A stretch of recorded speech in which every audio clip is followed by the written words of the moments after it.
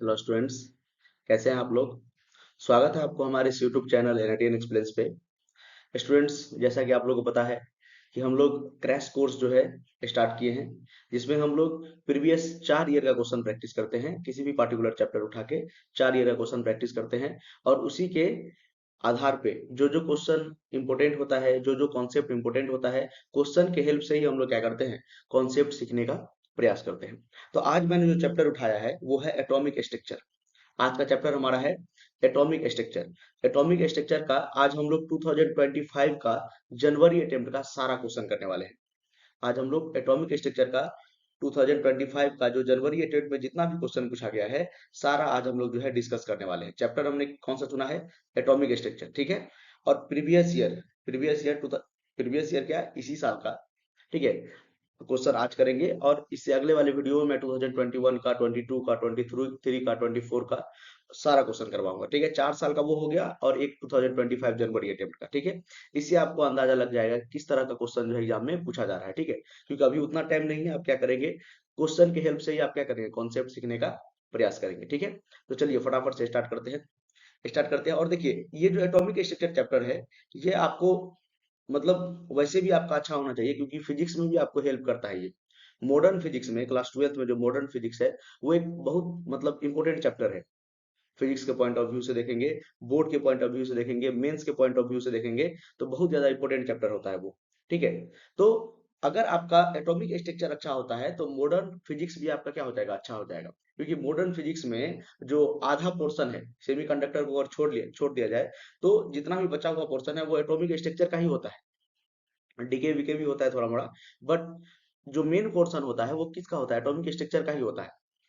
तो atomic structure का अगर आपका अच्छा होगा तो मॉडर्न फिजिक्स से भी आपको क्वेश्चन बन सकता है, बन जाएगा, ठीक है। चलिए स्टार्ट करते हैं। एटॉमिक स्ट्रक्चर बहुत ही बेहतरीन चैप्टर है, आसान चैप्टर बोल सकते हैं इसको, इजी चैप्टर है, ठीक है। और 2025 में जितना भी क्वेश्चन पूछा है इससे सारा आज हम लोग क्या करेंगे, डिस्कस करने वाले हैं, ठीक है। तो फटाफट से आपको क्या करना है, तो एकदम कॉपी पेन लेके बैठना है। जो जो क्वेश्चन आएगा आप अपने से ट्राई कीजिए, नहीं बनेगा उसके बाद उसका सॉल्यूशन देखिए, ठीक है। चलिए, और मैं क्वेश्चन के साथ साथ कॉन्सेप्ट भी बताऊंगा और ये भी बताऊंगा कि कौन सा टॉपिक इंपोर्टेंट है। और आप देख भी लेंगे कि कौन सा टॉपिक इंपोर्टेंट है, ठीक है। जिससे ज्यादा क्वेश्चन पूछता है वो टॉपिक इंपोर्टेंट होगा। चलिए, पहला क्वेश्चन ये क्वेश्चन कब पूछा है देख लीजिए, पहले डेट इसका।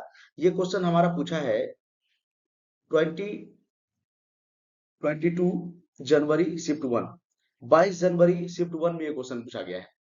22 जनवरी शिफ्ट 1 में क्वेश्चन पूछा गया है। और कितना आसान क्वेश्चन है ये, देखिए कितना इजी क्वेश्चन पूछा गया है। क्वेश्चन क्या है, क्वेश्चन बोल रहा है आपका, radius of the first excited state of helium ion is given as. अरे रेडियस निकालना है, रेडियस निकालना है, किसका रेडियस निकालना है, first excited state helium atom का। हीलियम एटम का जो फर्स्ट एक्साइटेड स्टेट का जो एनर्जी होगा वो निकालना है, मतलब रेडियस निकालना है, एनर्जी नहीं, रेडियस निकालना है। क्या निकालना है, रेडियस निकालना है, सॉरी, रेडियस निकालना है। तो आपको पता होगा रेडियस का फॉर्मूला होता क्या है, रेडियस का फॉर्मूला क्या होता है। अगर ए नॉट हम मान लेंगे बोर रेडियस, ए नॉट हम क्या मान लेंगे, बोर रेडियस। तो जैसे बोर रेडियस का मतलब क्या, हाइड्रोजन का जो फर्स्ट सेल का एनर्जी होगा, के सेल का ग्राउंड स्टेट का एनर्जी होगा, तो इसको अगर हम ए नॉट मान लेंगे इनटू n² बाई जेड, यही तो फॉर्मूला होता है, 0.53 करके होता है पिकोमीटर में अगर देखेंगे तो अगर हम लोग देखेंगे मतलब एंगस्ट्रॉम में वो होता है। तो रेडियस बराबर क्या हो जाएगा, देखिए ए नोट आपका दिया हुआ है, radius of first stationary state of hydrogen atom. Ground state में जितना एनर्जी होता है ना उसको ए नोट हम लोग बोर रेडियस बोलते हैं, वो आपको दिया ही हुआ है। और आपको निकालना है first excited state of helium atom. तो आपको पता है यहाँ पर सभी सिंबल का यहाँ पर मीनिंग आपको पता है, एन क्या होता है, सेल नंबर। एन क्या होता है, कौन से सेल का आप जो है एनर्जी निकालने जा रहे हैं, ये हमारा होता है सेल नंबर। एन हमारा होता है सेल नंबर। उसके बाद अगर बात करेंगे जेड, तो जेड तो होता है हमारा एटॉमिक नंबर, कौन से एटम का, कौन से एलिमेंट का आप जो है मतलब रेडियस निकालने जा रहे हैं, ये क्या होता है हमारा एटॉमिक नंबर, ये हमारा होता है एटॉमिक नंबर, ठीक है। तो आप बताइए हीलियम के लिए, यहाँ पर मैं साइड में लिख रहा हूँ, देखिए तो हीलियम के लिए क्या हो जाएगा एटॉमिक नंबर, एटॉमिक नंबर क्या होता है हीलियम का, बताइए, हाइड्रोजन और हीलियम, तो एटॉमिक नंबर कितना हो जाएगा, 2। हाइड्रोजन के लिए जेड का वैल्यू हो जाएगा 2, हाइड्रोजन के लिए जेड का वैल्यू हो जाएगा 2। और यहाँ पर क्वेश्चन ने बोला है कि फर्स्ट एक्साइटेड स्टेट, तो फर्स्ट एक्साइटेड स्टेट का मतलब होता है second shell, first excited state E dot S. First excited state का मतलब क्या होता है बच्चा? Second shell. सेकेंड सेल होता है, सेकेंड सेल। सेकेंड सेल, यहीं पर आपको कंफ्यूजन हो सकता है। अगर फर्स्ट एक्साइटेड स्टेट लिखा हो तो सेकेंड सेल हो जाएगा, थर्ड एक्साइटेड स्टेट लिखा हो तो फोर्थ सेल हो जाएगा। मतलब जो भी एक्साइटेड स्टेट लिखा हो ना, उससे एक सेल बढ़ा दीजिएगा। ठीक है, तो फर्स्ट एक्साइटेड स्टेट लिखा है तो क्या हो जाएगा? Second shell. सेकेंड सेल, तो एन का वैल्यू भी हमको मिल गया सेकेंड, एन का भी वैल्यू मिल गया 2, एन का भी वैल्यू मिल गया 2। यहाँ पर पुट कर देंगे, आर के टर्म्स में ही आंसर चाहिए, मतलब ए के टर्म्स में ही आंसर चाहिए, तो ए नॉट इंटू एन का वैल्यू हमारा है 2, तो 2 का स्क्वायर, और जेड भी हमारा है 2, तो ये कितना हो जाएगा? ये कितना हो जाएगा? ये हो जाएगा 4a0/2। तो 4a0/2 कितना हो जाएगा? 2a0, यही ना होगा? तो 2a0 कहीं पर आपको अगर दिख रहा है तो वही हमारा आंसर हो जाएगा। देखिए फोर्थ ऑप्शन, फोर्थ ऑप्शन हमारा आंसर हो जाएगा। बताइए इससे आसान क्वेश्चन क्या होगा?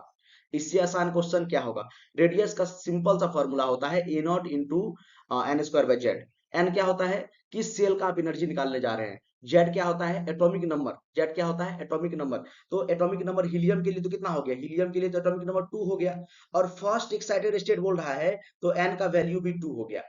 फर्स्ट एक्साइटेड स्टेट बोल रहा है तो एन का वैल्यू भी 2 हो गया। याद रखेंगे, अगर थर्ड एक्साइटेड स्टेट बोला तो एन का वैल्यू वैल्यू 4 हो जाएगा, सेकेंड एक्साइटेड स्टेट बोला तो एन का वैल्यू 3 हो जाएगा। जितना एक्साइटेड स्टेट बोलेगा उससे एक वैल्यू बढ़ा देंगे।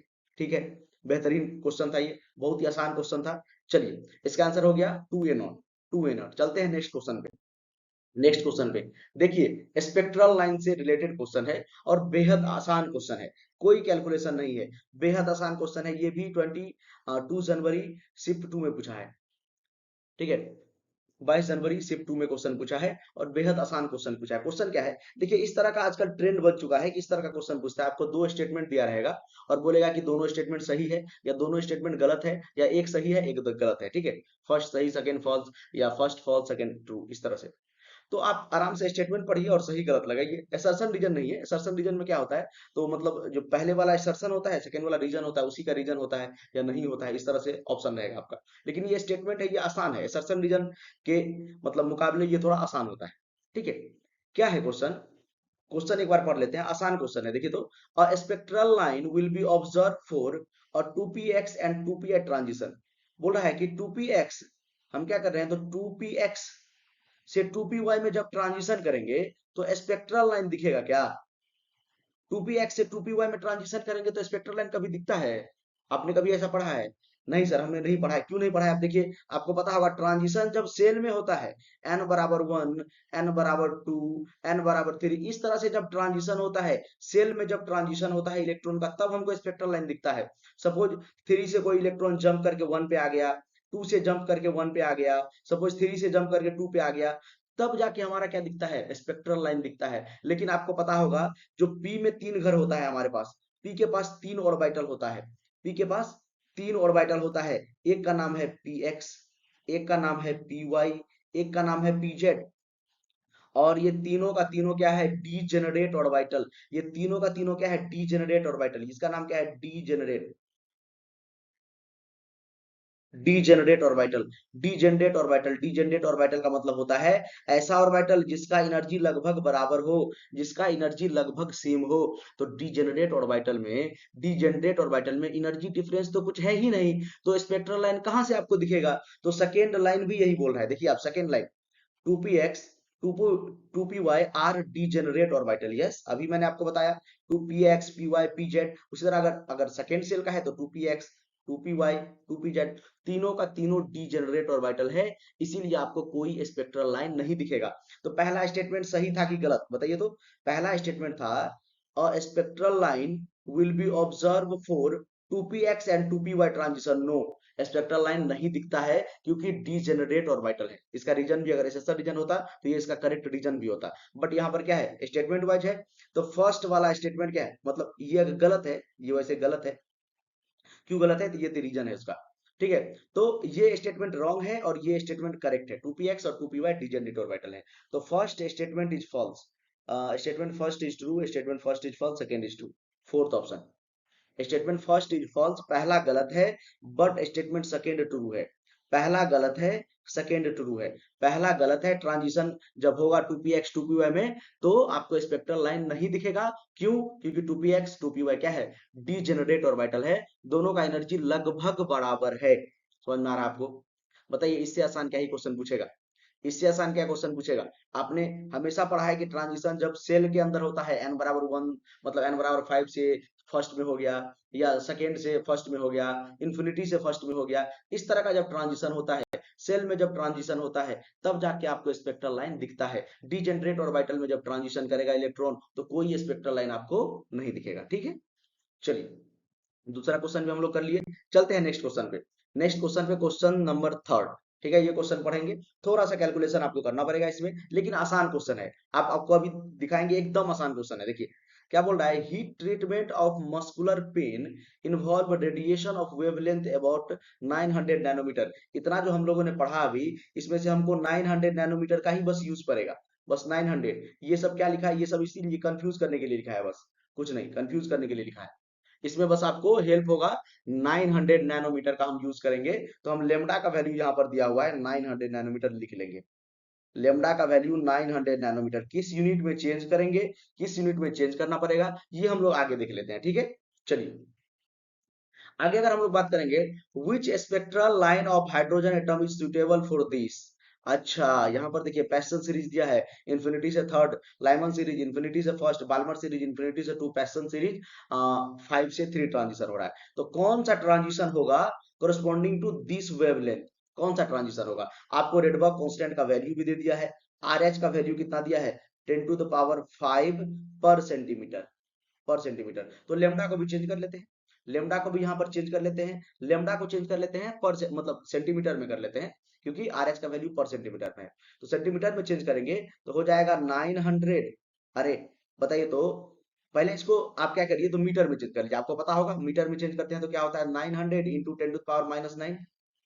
इसको नीचे में लिख लेते हैं, इसको नीचे में लिख लेते हैं, आपको चेंज करके दिखाते हैं, आपको चेंज करके दिखाते हैं। ठीक है, चलिए यहां पर मैंने क्या लिखा, लेमडा इक्वल टू 900 नैनोमीटर। कितना है लेमडा इक्वल टू 900 नैनोमीटर। इसको भी यहाँ पर चेंज कर लेते हैं, देखिए तो स्पेस हमको थोड़ा सा यहाँ पर बच जाएगा, इसको चेंज करके यहाँ पर लिख देते हैं। लेमडा का वैल्यू आपको कितना दिया हुआ है, यहाँ पर आपके पास लेमडा दिया हुआ है 900 नैनोमीटर, 900 नैनोमीटर। ठीक है, तो ये 900 नैनोमीटर को हम लोग क्या करते हैं, पहले मीटर में चेंज कर लेते हैं, मीटर में चेंज करना आसान होता है। तो सर हमको पता है 1 नैनोमीटर मतलब इतना 10⁻⁹ मीटर होता है, 1 नैनोमीटर में 10⁻⁹ मीटर होता है। और मीटर को आपको सेंटीमीटर में चेंज करना है, तो 100 से मल्टीप्लाई करते हैं, 100 से मल्टीप्लाई करते हैं तो कर दीजिए, 100 से मल्टीप्लाई कर दीजिए। मीटर को आपको सेंटीमीटर में चेंज करना है, तो यहीं पर मैं क्या कर रहा हूँ, 100 से मल्टीप्लाई कर दे रहा हूँ, 100 से मल्टीप्लाई भी कर दे रहा हूँ। देखिए मैंने क्या किया, अब ये हमारा सेंटीमीटर में चेंज हो गया। देखिए पहले नैनोमीटर को मैंने मीटर में चेंज कर दिया, 10⁻⁹ नैनो 10⁻⁹ मीटर, और मीटर को सेंटीमीटर में चेंज करने के लिए 1000 से मल्टीप्लाई करते हैं। तो सिंपल सा कैलकुलेशन यहाँ पे आपको करना है, यहाँ पर लेमडा का वैल्यू आपका सिंपल सा आ जाएगा, सिंपल सा देखिए 900 यहाँ पे है, 100 यहाँ पर है। देखिए यहाँ पे ध्यान से 100 यहाँ पे, 100 यहाँ पे, तो यहाँ पर 10⁴ पॉजिटिव में है और 10⁻⁻, मतलब 9 निगेटिव में, तो 9 इंटू 10⁻, देखिए -9 और +4। 4 क्यों लिखे, अरे 4 क्यों लिखे, देखिए यहाँ पे 2 जीरो यहाँ पे है 900 में, और 2 जीरो 100 में यहाँ पे, तो टोटल 4 प्लस हो गया। तो टोटल आपका जो लेमडा आ गया 9 इंटू 10⁻⁻5 सेंटीमीटर, ये आपका लेमडा आ गया सेंटीमीटर में।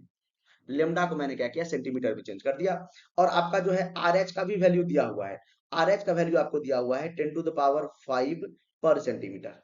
चलिए अब हम लोग करते हैं, फॉर्मूला लगाते हैं। आपको पता है 1/λ का फॉर्मूला क्या होता है, आर एच इंटू जेड।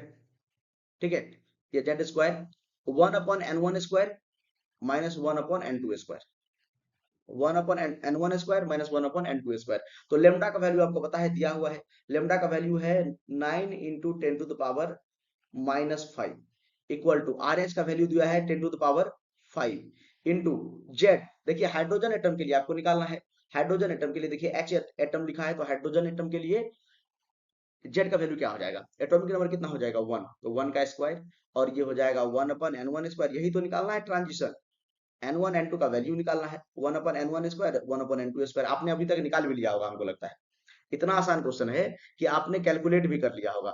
चलिए, तो क्या करते हैं, 10⁵ को नीचे भेज देते हैं। तो 1/9 इंटू 10⁻5 इंटू 10⁵ कर देते हैं। देखिए नीचे में लेके आ गए, ये वाले टर्म को मैंने क्या किया, नीचे में लेके आ गया, और ये हो गया हमारा 1/n1 का स्क्वायर माइनस 1/n2 का स्क्वायर। देखिए ध्यान से, कितना आसान है, कितना आसान कैलकुलेशन है। अब देखिए, तो 10⁻⁻5 या 10⁻+5, अरे इंडिसेज के नियम के अनुसार दोनों क्या हो जाएगा, कैंसिल हो जाएगा। अरे -5 दोनों को प्लस करेंगे तो -5 + 5 तो क्या हो जाएगा, 10⁻0 हो जाएगा। 10⁻0 1 होता है। तो 1/9 इक्वल टू क्या हमारा आ गया, 1/n1 का स्क्वायर माइनस 1/n2 का स्क्वायर। देखिए इसको सॉल्व करने के लिए ऑप्शन देख के भी आप इलिमिनेट कर सकते हैं। अगर हम लोग क्या करें, n2 का वैल्यू अगर इन्फिनिटी रख दे, n2 का वैल्यू, n2 का मतलब जहां से ट्रांजिशन हो रहा है, n1 का मतलब जहां पर ट्रांजिशन हो रहा है, ठीक है। अगर इसका वैल्यू हम लोग क्या रख दे, इन्फिनिटी रख देंगे, क्या रख देंगे, इन्फिनिटी रख देंगे, तो क्या होगा, इसका वैल्यू इन्फिनिटी रख देंगे, 1/∞ होता है 0, 1/∞ होता है 0, तो ये सारा टर्म हमारा 0 के बराबर हो जाएगा। तो 1/9 बराबर कितना हो जाएगा, 1/n1 का स्क्वायर, और ये क्या हो जाएगा, 1/3 बराबर 1/n1। अरे दोनों साइड रूट ले लिए, दोनों साइड क्या किए, रूट ले लिए, तो n1 का वैल्यू कितना आ गया, तो हमारे पास यहाँ पर लिख देते हैं, हमारे पास n1 का वैल्यू आ गया 3, एंड n2 को हमने क्या मान लिया था, इन्फिनिटी। अरे देख के आपको पता भी चल जाता, इन्फिनिटी से थर्ड पे ट्रांजिशन हो रहा है, फर्स्ट ऑप्शन। बताइए इस क्वेश्चन में कोई दिक्कत है तो। अरे इतना आसान कैलकुलेशन है, हम लोगों ने मतलब बहुत हार्ड हार्ड क्वेश्चन किया हुआ है इस पे हम लोगों ने बहुत हार्ड हार्ड क्वेश्चन प्रैक्टिस किया है। और आपने क्या किया होगा, आपने भी इससे बेहतरीन क्वेश्चन प्रैक्टिस किया होगा। इससे एकदम मतलब इसमें देखिए ना कितना मिला के आपको दिया हुआ था। RH का वैल्यू भी आपको दिया हुआ था 10⁵, और इसको आप सेंटीमीटर में कैलकुलेट करेंगे तो 10⁻⁵ आ जाएगा, दोनों तो कट ही जाएगा। तो बस सिंपल सा कैलकुलेशन आपको करना था। और n2 को अगर आप इन्फिनिटी पुट कर देंगे, n2 को अगर इन्फिनिटी पुट कर देंगे तो 1/∞ होता है 0, तो ये वाला टर्म तो कैंसिल हो गया, ये वाला टर्म तो कैंसिल हो गया, तो 1/n1 1/n1 स्क्वायर 1/9 के बराबर हो जाएगा, और n1 का वैल्यू वहां से 3 आ जाएगा। इतना आसान क्वेश्चन था। तो इन्फिनिटी से 3 पे ट्रांजिशन हो रहा है, इन्फिनिटी से 3 पे ट्रांजिशन हो रहा है। चलिए नेक्स्ट क्वेश्चन, अगला क्वेश्चन हम लोग करते हैं। नेक्स्ट क्वेश्चन आपसे पूछा है 23 जनवरी शिफ्ट 2 में, ठीक है। 23 जनवरी शिफ्ट 2 में आपका ये क्वेश्चन जो है पूछा गया है। क्वेश्चन पहले पढ़ लेते हैं। क्वेश्चन क्या है, क्वेश्चन देखिए स्टेटमेंट टाइप वाला में है। इस टाइप का क्वेश्चन आपसे आजकल ज्यादा पूछा जा रहा है एग्जाम में, ठीक है। दो स्टेटमेंट दिया रहेगा, दोनों में से आपको पूछेगा कौन सा सही है कौन सा गलत है, ठीक है। दोनों सही है या दोनों गलत है। क्या है पहला statement, for a given shell the total number of allowed orbital is given by n square. किसी भी गिवन सेल के लिए टोटल नंबर ऑफ जो अलाउड ऑर्बिटल होगा वो एन स्क्वायर के वैल्यू से दिया जाएगा, एन स्क्वायर के वैल्यू से वो मिलेगा हमको, ठीक है। तो चेक कर लेते हैं, इसको चेक कर लेते हैं ये सही है कि नहीं। देखिए सपोज हम मान लेते हैं के सेल है, क्या है, के सेल। के सेल के लिए एन का वैल्यू कितना हो जाएगा, 1। एन का मतलब कौन सा सेल नंबर है, फर्स्ट सेल है, तो के सेल के लिए एन का वैल्यू 1। तो टोटल नंबर ऑफ अगर ऑर्बिटल देखेंगे, टोटल नंबर ऑफ अगर ऑर्बिटल देखेंगे तो वो एन स्क्वायर से आएगा। तो एन स्क्वायर कर देंगे मतलब 1 का स्क्वायर कर देंगे तो 1 ही आएगा। मतलब के सेल में बस एक ही ऑर्बिटल होता है, ये सही है क्या, एकदम सही है। के सेल में बस एक ही ऑर्बिटल होता है, 1s। देखिए 1s होता है, और s में एक ही घर होता है, इसी को हम लोग बोलते हैं ऑर्बिटल, इसी को हम लोग बोलते हैं ऑर्बिटल। चलिए सर इसके लिए तो सही हो गया। एल सेल के लिए चेक कर लेते हैं एक बार। एल सेल का अगर हम लोग बात करेंगे तो एल सेल के लिए एन का वैल्यू हो जाता है 2, एन का वैल्यू हो जाता है 2। तो टोटल ऑर्बिटल अगर हमको निकालना है तो एन स्क्वायर कर देंगे, टोटल ऑर्बिटल निकालना है तो एन स्क्वायर कर देंगे। तो 2 का स्क्वायर अगर हम लोग कर देते हैं तो ये हमारा हो जाता है 4। तो देखिए सेकेंड सेल में, एल सेल में 2s भी होता है और 2p भी होता है, 2s भी होता है और 2p भी होता है। s में होता है एक घर, p में होता है 3 घर, s में होता है एक घर, p में होता है 3 घर, और सबको मिला के टोटल कितना हो गया, 4। तो 4 ऑर्बिटल है, एकदम सही है। पहला स्टेटमेंट सही बोल रहा है। किसी भी गिवन सेल के लिए, किसी भी गिवन सेल के लिए अगर नंबर ऑफ ऑर्बिटल अगर आपको निकालना है, टोटल नंबर ऑफ ऑर्बिटल निकालना है तो n स्क्वायर कर दीजिए। थर्ड सेल के लिए 3 का स्क्वायर कर दीजिए 9। देखिए 3s भी होता है, 3p भी होता है, 3d भी होता है। s में एक घर, p में 3 घर, कितना हो गया, 3 1 4 हो गया, और d में 5 घर, तो 5 4 9 हो गया। 3 का स्क्वायर 9 होता है, तो निकाल सकते हैं आप, ठीक है। चलिए सेकेंड स्टेटमेंट क्या बोल रहा है, फॉर एनी सेल, किसी भी सेल के लिए the spatial orientation of orbital is given by -L to +L, ठीक है, वैल्यूज इंक्लूडिंग जीरो। क्या बोल रहा है कि अगर किसी भी सेल के लिए, किसी भी सब सेल के लिए जो आपका मतलब ओरिएंटेशन ऑफ ऑर्बिटल, जो स्पेस में जो हम लोग ऑर्बिटल का ओरिएंटेशन देखते हैं, वो कौन सा क्वांटम नंबर देता है? मैग्नेटिक क्वांटम नंबर देता है। और मैग्नेटिक क्वांटम नंबर का वैल्यू ही -L2 + L होता है। -L2 + L होता है। देखिए, जैसे आपके पास P में अगर 3 घर होता है, P में 3 घर होता है, एक होता है आपका PX, एक होता है आपका PY, और एक होता है आपका PZ। ये कौन बताता है? ये मैग्नेटिक क्वांटम नंबर ही बताता है। ये आपको मैग्नेटिक क्वांटम नंबर ही बताता है। यही हमारा एकदम सही है, सेकेंड स्टेटमेंट ही बताता है। ठीक है, जो सबसेल का ओरिएंटेशन स्पेस में जो होता है, वो मैग्नेटिक क्वांटम नंबर बताता है। ठीक है, जैसे पी में 3 घर है आपका, पी में जो आपका 3 घर है, तो पहला घर एक्स एक्सिस के अलोंग होगा, उसके बाद दूसरा घर वाई एक्सिस के अलोंग होगा, तीसरा घर जेड एक्सिस के अलोंग होगा। और अगर इसका वैल्यू निकालेंगे, पी के लिए एल का वैल्यू होता है 1, पी के लिए एल का वैल्यू होता है 1, तो कर देंगे -1 to +1, तो -1 0 और +1, इस तरह से हम लोग लिखते हैं। -1 0 +1, यही हमारा मैग्नेटिक क्वांटम नंबर होता है। आपने क्वांटम नंबर पढ़ा होगा, principal quantum number, azimuthal quantum number, magnetic quantum number. ठीक है, उसके बाद स्पिन क्वांटम नंबर। ठीक है, तो एकदम सही है, दोनों स्टेटमेंट सही है, both statement first and second are true. Third option, third option. ठीक है, तो ये तो आपको याद हो गया। क्या बताया मैंने? कोई भी सेल के लिए, किसी भी सेल के लिए नंबर ऑफ ऑर्बिटल आपको निकालना है तो n² कर दीजिए। अच्छा, अगर नंबर ऑफ इलेक्ट्रॉन निकालना होगा तो नंबर ऑफ ऑर्बिटल आपको निकल गया, तो एक ऑर्बिटल में कितना इलेक्ट्रॉन रहता है? 2 इलेक्ट्रॉन, तो 2 से मल्टीप्लाई कर दीजिए। इसीलिए किसी भी सेल में कितना कितना इलेक्ट्रॉन रह सकता है, तो वो हम लोग निकालते हैं 2n² से। 2n² रूल से अगर हम लोग निकालते हैं किसी भी सेल में कितना इलेक्ट्रॉन रह सकता है, इसको कौन से रूल से निकालते हैं? 2n²। 2n² पता है आपको? 2n² से निकालते हैं।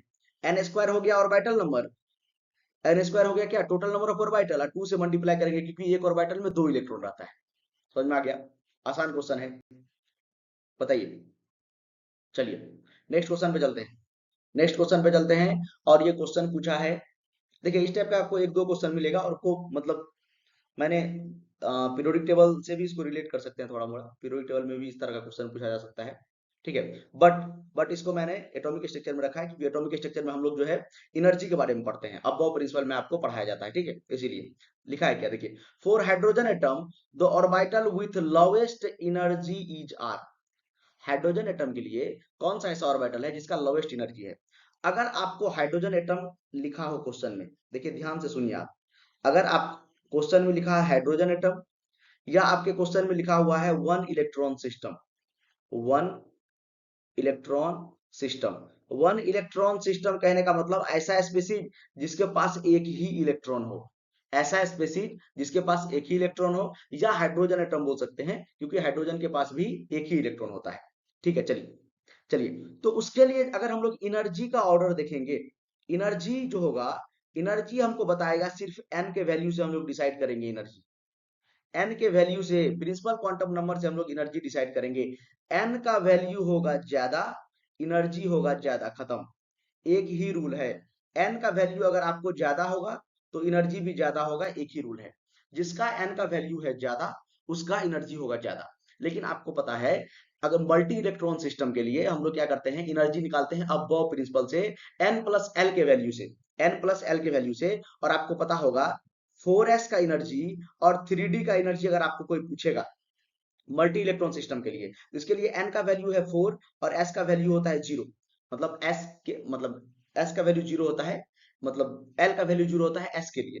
ठीक है, यहाँ पर n का वैल्यू 3 और d के लिए l का वैल्यू होता है 2, तो ये हो गया 5 और ये हो गया 4। तो आपको पता होगा 3d का एनर्जी ज्यादा होता है 4s से, 3d का एनर्जी ज्यादा होता है 4s से, 3d का एनर्जी ज्यादा होता है 4s से। किसके लिए?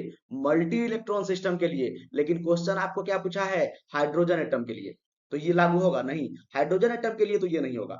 ये आपको मैंने बताया, ये नॉर्मल, ये हम लोग फॉलो करते हैं, ये नॉर्मल फॉलो करते हैं, इसको हम लोग मिटा देते हैं। ठीक है, इसको मिटा देते हैं। चलिए, अभी हमको बात करना है वन इलेक्ट्रॉन सिस्टम के लिए, अभी हमको बात करना है वन इलेक्ट्रॉन सिस्टम के लिए। तो एन का वैल्यू ज्यादा, एनर्जी ज्यादा। तो आप बताइए, अगर कहीं पर लिखा है 4s और कहीं पर लिखा है 3d, किसका एनर्जी ज्यादा होगा?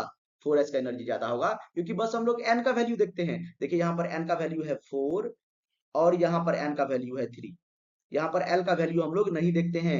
एजुमुथल क्वांटम नंबर का कोई वैल्यू नहीं है यहाँ पे, कोई मतलब औकात नहीं है यहाँ पे, ये बोल सकते हैं। ठीक है, चलिए।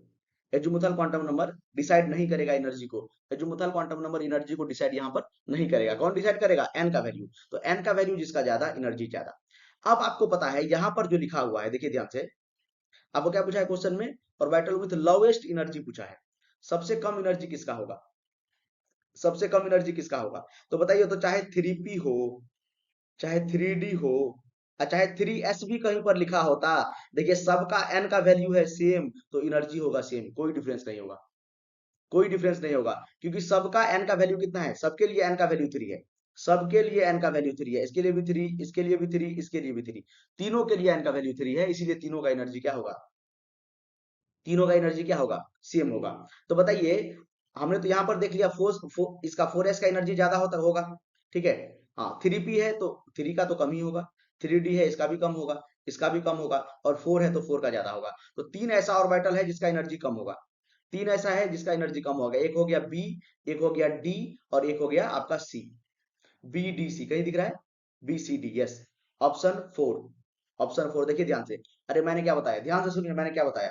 वन इलेक्ट्रॉन सिस्टम के लिए एनर्जी सिर्फ और सिर्फ डिपेंड करता है एन के वैल्यू पे। तो एन का वैल्यू देखिए, यहाँ पर इसका 3 वैल्यू है, इसका भी 3 है, इसका भी 3 है, मतलब तीनों का एनर्जी सेम है। और तीनों का एनर्जी कम है 4 से ना, देखिए ना, ये भी 4 है, ये भी 4 है, तो तीनों का एनर्जी 4 से कम है। और तीनों का एनर्जी सेम है, किसके लिए? किसके लिए? सिर्फ वन इलेक्ट्रॉन सिस्टम के लिए। ठीक है, चलिए आगे बढ़ते हैं नेक्स्ट क्वेश्चन पे। आंसर हमारा 4 हो गया। बीसीडी का कम एनर्जी है, बीसीडी का कम एनर्जी है, क्योंकि तीनों का एन का वैल्यू 3 है। और जो आपको दो दिया हुआ है ई ऑप्शन में और ए ऑप्शन में, वहां पर एन का वैल्यू 4 है, तो उसका एनर्जी ज्यादा है। ओके, चलते हैं नेक्स्ट क्वेश्चन पे। नेक्स्ट क्वेश्चन पे, और ये देखिए बेहतरीन क्वेश्चन, इस टाइप का क्वेश्चन आपको एग्जाम में पूछता है। अब ये हमारा वन इलेक्ट्रॉन सिस्टम नहीं है, अब ये हमारा मल्टी इलेक्ट्रॉन सिस्टम पे क्वेश्चन पूछा है। क्वेश्चन क्या है? In a multi electron atom which of the following orbital described by three quantum number which have same energy in absence of electric and magnetic field। बोल रहा है कि तीन क्वांटम नंबर आपको दिया हुआ है। प्रिंसिपल क्वांटम नंबर दिया है, देखिए एन का वैल्यू। ठीक है, उसके बाद एल का वैल्यू दिया हुआ है एजुमुथल क्वांटम नंबर। उसके बाद एम का वैल्यू दिया हुआ है मैग्नेटिक क्वांटम नंबर। और तीनों क्वांटम नंबर से आपको डिसाइड करना है कौन सा ऐसा ऑर्बिटल है, कौन सा ऐसा एनर्जी है, कौन सा ऐसा सेल है, या ऑर्बिटल बोल सकते हैं, जिसका एनर्जी सेम है। कौन सा ऐसा ऑर्बिटल है जिसका एनर्जी सेम है in the absence of electric field and magnetic field. ठीक है, इसका कोई वैसे रोल नहीं है, ध्यान से देखिए, ध्यान से देखिए। तो यहां पर देखेंगे हम, आपको पता है मल्टी इलेक्ट्रॉन सिस्टम के लिए, मल्टी इलेक्ट्रॉन सिस्टम, आप देख रहे हैं क्वेश्चन किस तरह से सेट हो रहा है। पिछला वाला क्वेश्चन क्या था? पिछला वाला क्वेश्चन था, पिछला वाला क्वेश्चन था वन इलेक्ट्रॉन सिस्टम के लिए। वहां पर एनर्जी का वैल्यू हम लोग जो सिर्फ एन के वैल्यू से चेक करते हैं। एन जिसका ज्यादा, एनर्जी ज्यादा। एन जिसका कम, एनर्जी कम। एन का वैल्यू सेम, एनर्जी सेम। लेकिन बट मल्टी इलेक्ट्रॉन सिस्टम, यहां पर देखिए दूसरे शिफ्ट में क्वेश्चन पूछ दिया मल्टी इलेक्ट्रॉन का। उसमें पूछा था वन इलेक्ट्रॉन सिस्टम के लिए, यहां पर पूछ दिया मल्टी इलेक्ट्रॉन सिस्टम के लिए। समझ रहे बात?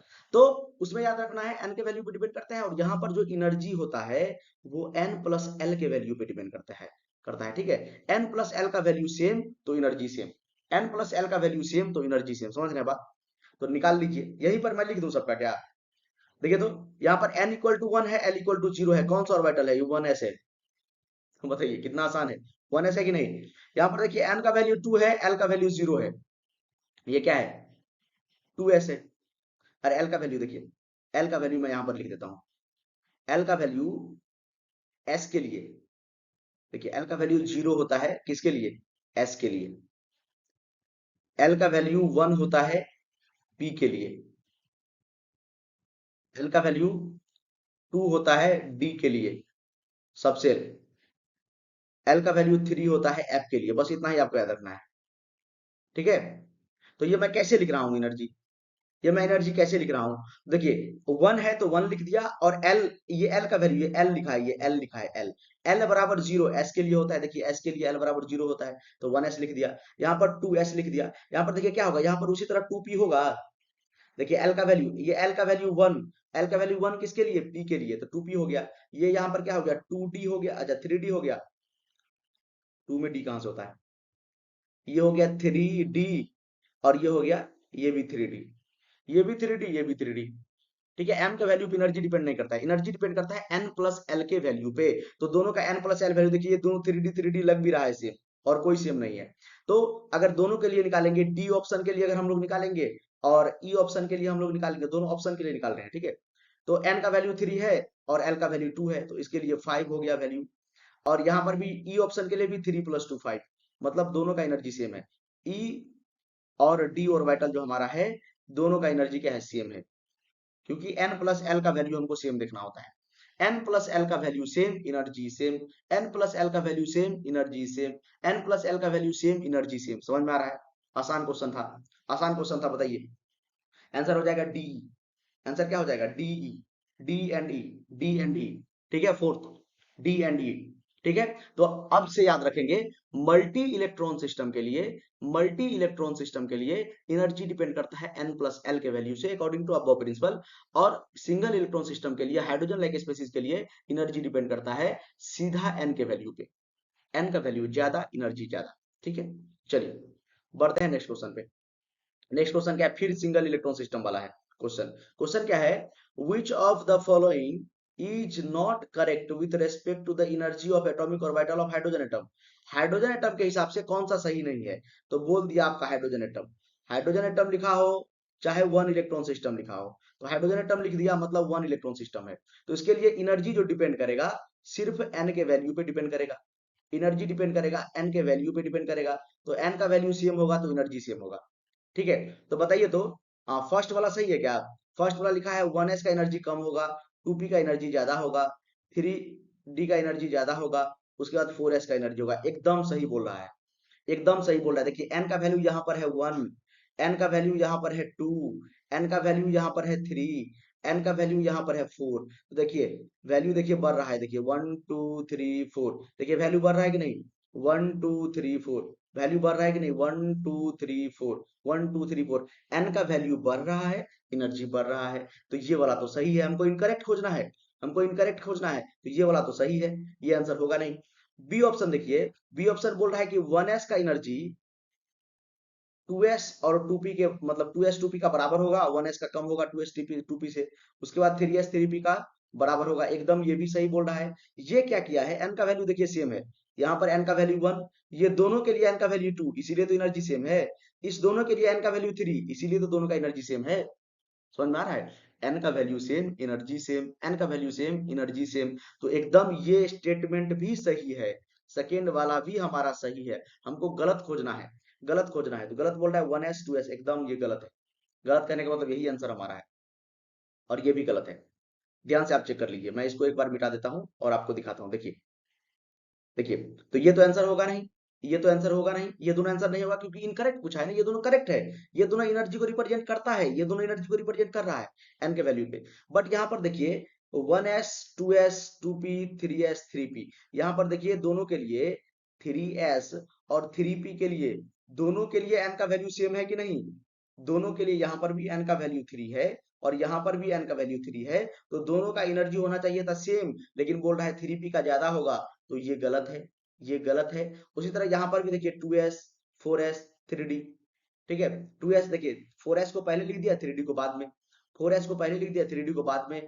क्यों आई, आपको पता है कि 4s का एनर्जी और 3d का एनर्जी में n का वैल्यू यहाँ पर 3 है और n का वैल्यू यहाँ पर 4 है, तो एनर्जी किसका ज्यादा होगा, जिसका n का वैल्यू ज्यादा होगा। एनर्जी किसका ज्यादा होगा, जिसका n का वैल्यू ज्यादा होगा। ठीक है, एनर्जी किसका ज्यादा होगा, एनर्जी किसका ज्यादा होगा, जिसका n का वैल्यू ज्यादा होगा। एनर्जी किसका ज्यादा होगा, जिसका n का वैल्यू ज्यादा होगा, तो n का वैल्यू 4 ज्यादा है, 4 यहाँ पर ज्यादा है, ये यहाँ पर 4s है, तो n का वैल्यू 4 है, ये ज्यादा है, इसलिए एनर्जी इसका ज्यादा होगा। लेकिन 3d का बोल रहा है ज्यादा, ये भी गलत है। सी और डी गलत है, where is C and D, third option. अरे देखिए, ये उसी कॉन्सेप्ट पे बेस्ड था। बोल रहा है सिंगल इलेक्ट्रॉन सिस्टम है, हाइड्रोजन लाइक एटम है, n का वैल्यू चेक कीजिए, एनर्जी सेम होगा। लेकिन क्वेश्चन में क्या बोला है कि कौन सा इनकरेक्ट है, तो इनकरेक्ट हमको खोजना था, हमको खोजना था इनकरेक्ट। तो इनकरेक्ट खोजना है, तो ये दोनों करेक्ट है।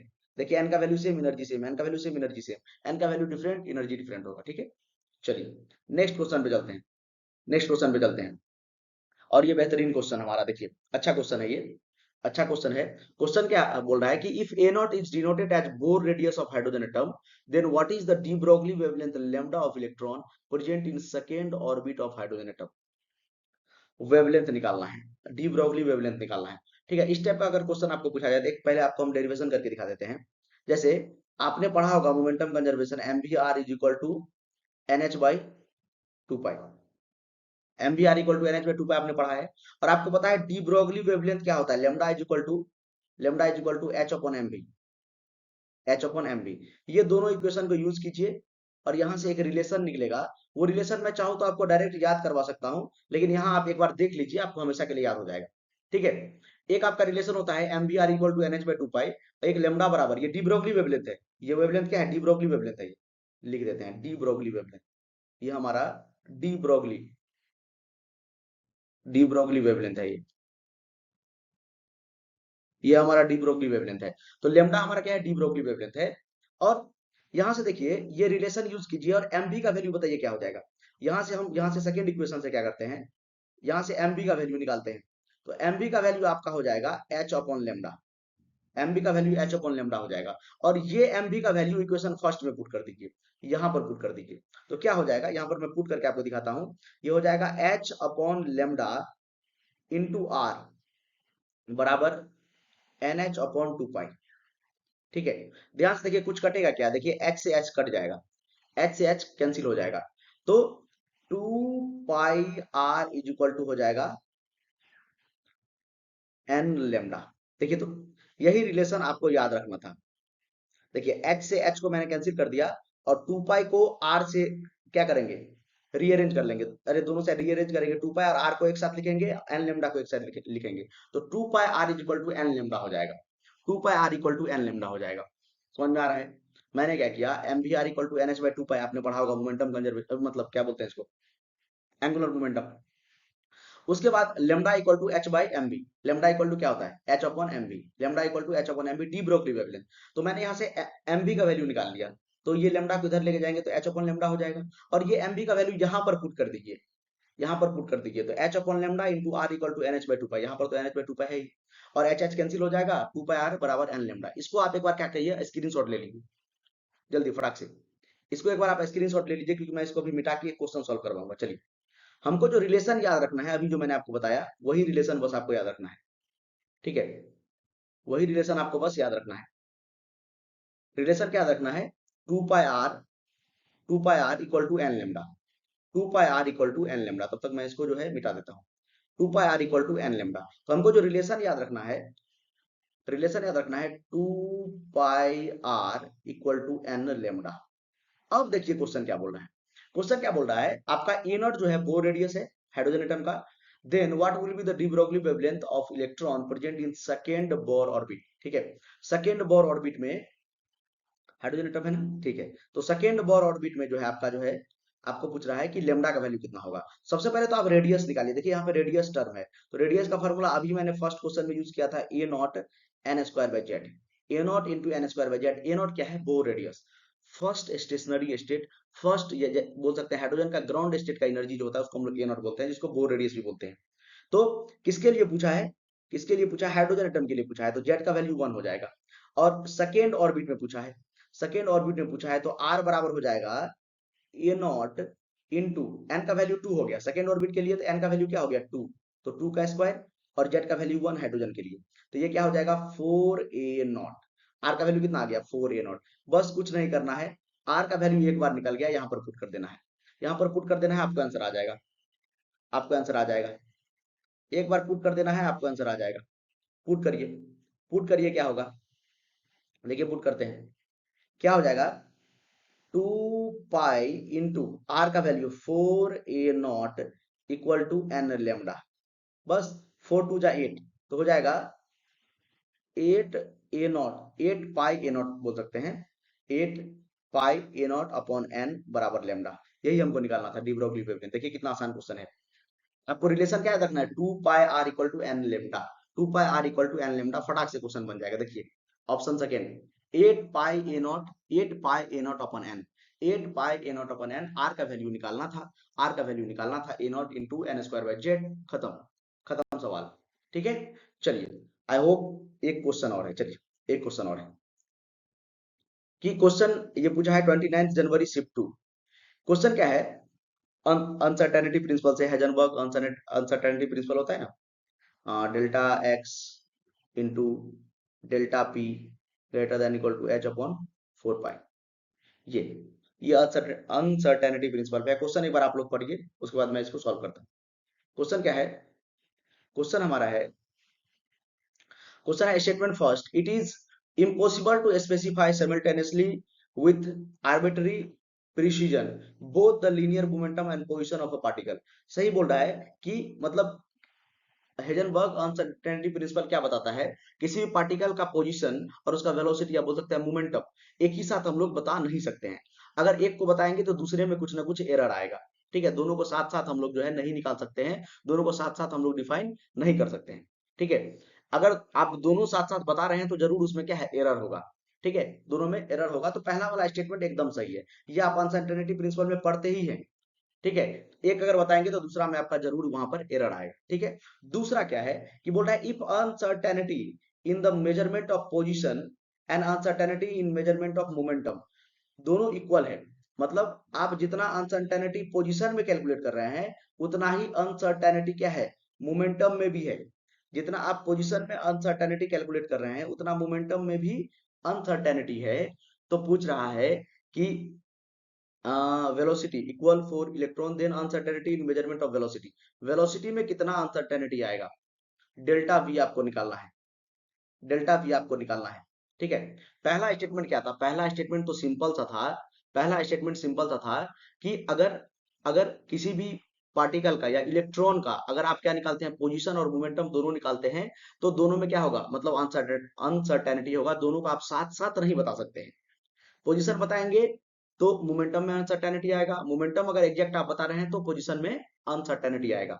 दूसरा स्टेटमेंट बोल रहा है कि पोजीशन में जितना अनसर्टेनिटी है उतना ही मोमेंटम में अनसर्टेनिटी है, तो डेल्टा वी का वैल्यू बताइए, मतलब वेलोसिटी में कितना अनसर्टेनिटी होगा। तो आपको पता है delta x into delta p होता है greater than equal to h upon 4 pi. ये दोनों इक्वल है, ये दोनों इक्वल है, बताइए तो इसको लिख सकते हैं। ये दोनों अगर इक्वल है तो डेल्टा एक्स के जगह पे, डेल्टा एक्स के जगह पे भी डेल्टा पी लिख सकते हैं। तो हम दो डेल्टा पी लिख सकते हैं क्या, delta p into delta p greater than equal to h upon 4 pi. देखिए कितना आसान है। मैंने क्या बोला कि delta x uncertainty in position is equal to uncertainty in momentum, दोनों इक्वल है तो पोजीशन के जगह पे दोनों हम मोमेंटम लिख दिए, क्योंकि डेल्टा वी हमको निकालना है, अनसर्टेनिटी इन वेलोसिटी। तो इसको हम क्या लिख सकते हैं, एम इंटू डेल्टा वी। अरे दोनों का स्क्वायर हो जाएगा ना, तो दोनों का होल स्क्वायर लिख दीजिए। अरे delta p into delta p क्या हो जाएगा, डेल्टा पी का होल स्क्वायर, डेल्टा पी का होल स्क्वायर। और डेल्टा पी और क्या होता है, mass into delta v, mass तो स्केलर क्वांटिटी है। ये देखिए m delta v, m delta v. ठीक है, मास में क्या अनसर्टेनिटी होगा, मास तो फिक्स होता है, मास किसी ऑब्जेक्ट का फिक्स होता है, कहीं पर भी फिक्स होता है, वेट डिफर करता है, मास तो हमेशा फिक्स होता है। तो ये ग्रेटर देन कितना हो जाएगा, एच अपॉन 4 पाई। इसको सॉल्व करेंगे तो ये हो जाएगा delta v square equal to h upon 4 pi m square. दोनों साइड रूट ले लीजिए, खत्म, दोनों साइड रूट ले लीजिए। रूट लेंगे तो वी स्क्वायर भी कट जाएगा, तो यहाँ से आपका डेल्टा वी बराबर आ जाएगा। देखिए एच को अंडर रूट में रहने दीजिए, एच, और पाई को अंडर रूट में रहने दीजिए, क्योंकि वो रूट से बाहर नहीं निकल सकता है। 4 रूट से बाहर निकलेगा तो 2 होगा, और एम स्क्वायर रूट से बाहर निकलेगा तो एम होगा, तो 1/2m। देखिए यही दे रहा है क्या यहाँ पे, uncertainty in velocity, uncertainty in velocity equal to h upon pi into 1/2m, h upon pi into 1/2m, एकदम सही है। तो पहला स्टेटमेंट भी सही है, दूसरा स्टेटमेंट भी सही है, both statement first and second are true, both statement first and second are true. ठीक है, समझ में आया। तो ये बताता ही है अनसर्टेनिटी, मतलब हेजनबर्ग अनसर्टेनिटी प्रिंसिपल क्या बताता है कि किसी भी पार्टिकल का पोजीशन और मोमेंटम हम लोग साथ साथ नहीं बता सकते हैं। ठीक है, और क्वेश्चन में दिया था delta x delta P equal है, तो मैंने दोनों को क्या मान लिया, डेल्टा पी ही मान लिया, क्योंकि डेल्टा पी हमको निकालना था, अनसर्टेनिटी इन वेलोसिटी। ठीक है, चलिए, तो सारा क्वेश्चन खत्म हो गया। आई होप आपको मजा आया होगा, आपने एकदम एंजॉय किया होगा वीडियो को। और एक चीज आपको बोलना चाहते हैं थैंक यू। और इसी तरह पढ़ते रहिए, ठीक है, साथ साथ लेक्चर को फॉलो करते रहिए। मैं सारा आपको मतलब केमिस्ट्री का जितना मैक्सिमम चैप्टर हो पाएगा, जितना भी इंपॉर्टेंट चैप्टर हो पाएगा, मैं आपको करवाऊंगा। और 2025 का, 23 का, 22 का 4 साल का क्वेश्चन मैं आपको प्रैक्टिस कराने का प्रयास करूंगा। ठीक है, थैंक यू।